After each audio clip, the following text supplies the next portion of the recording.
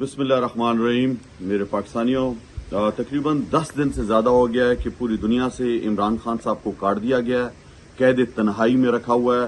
جو تفتیشناک خبریں سننے میں آ رہی ہیں کہ ٹی وی، اخبار، کتابیں جو ہے رسائی ختم کر دی گئی ہے، انہیں قید تنہائی میں رکھا ہوا ہے، باہر واک کرنے نہیں دی جا رہی، صفائی نہیں ہو رہی ہے، ان کا جو کھانا بنتا تھا وہ انہیں نہیں دیا جا رہا، اور وہاں پہ روشنی نہیں ہے، اور ایک اذیت میں رکھا ہوا ہے. اور یہ اذیت صرف خان صاحب کو نہیں، پوری پاکستانی قوم کو دی جا رہی ہے.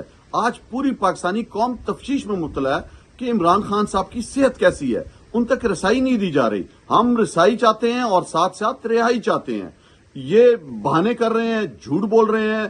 آپ کو پتا ہے کہ یہ فارم 47 کی جو 2 نمبر حکومت ہے اور اس کو لانے والے یہ اس ملک کے ساتھ ظلم کر رہے ہیں. ظلم کی انتہا ہو چکی ہے. ماؤں بہنوں کی عزتوں پہ ہاتھ ڈال رہے ہیں، لوگوں کو جیلوں میں بند کر رہے ہیں. ہماری آزادی رائے سلب کر دی گئی ہے. یہاں پر جو ہے وہ انسانی حقوق کی خلاف ورزیاں ہو رہی ہیں، کوئی سننے والا نہیں ہے.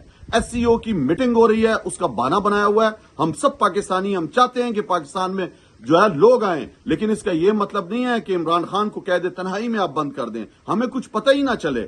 رسائی دی جائے عمران خان تک، ڈاکٹرز کی، ہمارے وکیلوں کی، ہمارے سیاستدانوں کی، ہماری پارٹی کے رہنماؤں کی، اور اس کے ساتھ ساتھ رہائی کی جائے.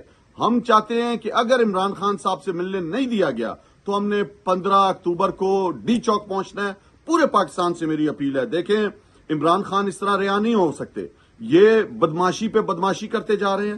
یہ جو ہے ہمیں بے خوف ہو کر نکلنا پڑے گا. خوف کے بت توڑنے پڑیں گے. عوام کے آگے کوئی نہیں ٹھہر سکتا. یہ بزدل ہے، ڈرپوک ہے. جو ڈرپوک ہوتا ہے وہ اس طرح کے ظلم کرتا ہے اپنی ماؤں، بہنوں، عورتوں پر، نوجوانوں پر. خان صاحب کی مسز بھی بند ہیں، بہنیں بھی بند ہیں، بھانجا بھی بند ہے، پورا خاندان بند ہے. ہمیں نکلنا ہوگا.